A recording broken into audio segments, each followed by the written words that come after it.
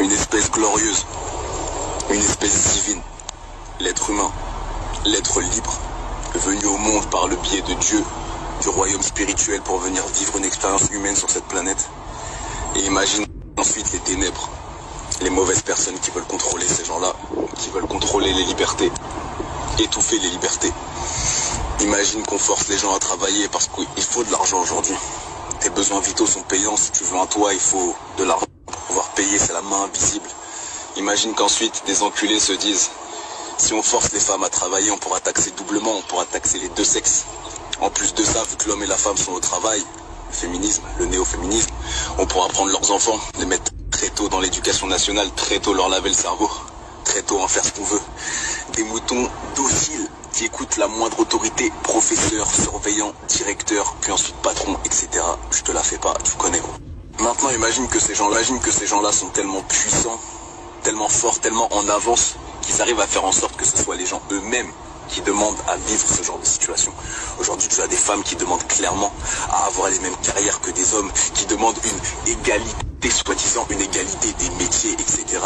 Pour être comme les hommes, alors qu'en réalité, il ne faut pas que les hommes soient comme les femmes et il ne faut pas que les femmes soient comme les hommes, puisque nous sommes complémentaires et non pas égaux et non pas les mêmes choses. En réalité, tout simplement, t'as qu'à regarder entre tes jambes. Tu verras vite qu'on n'est pas la même chose, tu verras vite qu'on n'a pas les mêmes rôles sur Terre. Mais aujourd'hui, on a réussi à faire en sorte, à tellement matrixer le cerveau de certaines femmes, à leur faire croire que le féminisme c'était pour elles, alors qu'en réalité le féminisme a juste été mis en place pour pouvoir taxer encore plus de personnes, taxer encore plus de femmes, éloigner encore les femmes de leurs enfants, éloigner les parents de leurs enfants, pouvoir prendre les enfants, en faire ce qu'on veut très tôt et comme je l'ai dit, en faire des futurs citoyens dociles et obéissants, des employés modèles qui écoutent le patron, qui suivent les règles. Maintenant, imagine que dans cette éducation nationale, ces gens justement qui veulent éduquer les nations te racontent uniquement ce qu'ils veulent, uniquement ce qui les arrange, uniquement ce qu'ils veulent que tu crois. Imagine qu'ils gardent volontairement toutes les vraies connaissances, le vrai savoir, le savoir important, le savoir divin pour eux. Imagine qu'ils décident de tout garder pour eux et de ne pas partager ça avec les masses. Imagine qu'ils décident de tenir les masses dans la pauvreté pour qu'ils soient forcés d'aller travailler constamment et qu'ils ne puissent pas à côté s'instruire ou alors faire des recherches sur des choses bien plus intelligentes ou alors tout simplement être heureux, suivre leur passion parce que non, à la fin du mois, il faut l'argent, il faut payer mon frère. Imagine qu'aujourd'hui, il y a des gens qui prennent comme autorité suprême la télévision tellement qu'on a matrixé les cerveaux mon frère. Imagine que les gens aujourd'hui sont stupides, ma gueule. Complètement stupides puisqu'ils prennent une boîte qui dit des choses et qui montre des images et qui leur met des films à la con et des émissions à la con avec des gens qui disent des trucs de merde car ils sont payés pour les dire et que les gens aujourd'hui pensent que c'est ça l'autorité, suprême, que c'est ça la vérité.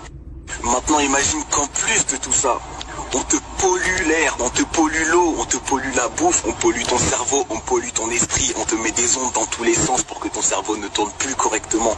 Imagine qu'on te manipule depuis ta naissance, qu'on te prend pour un con depuis ta naissance, qu'on te pousse à être raciste, qu'on te pousse à vouloir écraser les autres, qu'on te pousse à ne pas suivre tes rêves. C'est le monde dans lequel on vit, ma gueule. Imagine qu'aujourd'hui on traite des symptômes et non pas la cause des maladies. Imagine qu'aujourd'hui les gens qui te donnent les médicaments sont les mêmes qui te créent les maladies.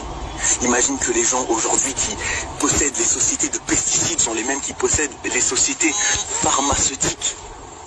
Gros, on vit dans un monde de tarés. Imagine un monde dans lequel, quand les gens disent la vérité, on les bute. Imagine un monde dans lequel, quand les gens essayent d'éveiller les consciences, on les fait disparaître, on les bute, on les traite de complotistes, on les fait disparaître d'une façon ou d'une autre. Imagine ce monde. Il est réel. Maintenant, imagine encore un monde dans lequel on te dit qu'il n'y a pas assez de ressources pour nourrir tous les humains sur Terre, qu'on est trop sur Terre, mais que paradoxalement à ça, aujourd'hui, il y a plus d'humains qui meurent d'obésité que de famine. C'est assez drôle qu'on nous dise qu'il n'y a pas assez de ressources sur Terre, alors qu'on gâche 50%, plus de 50% de tout ce qu'on produit.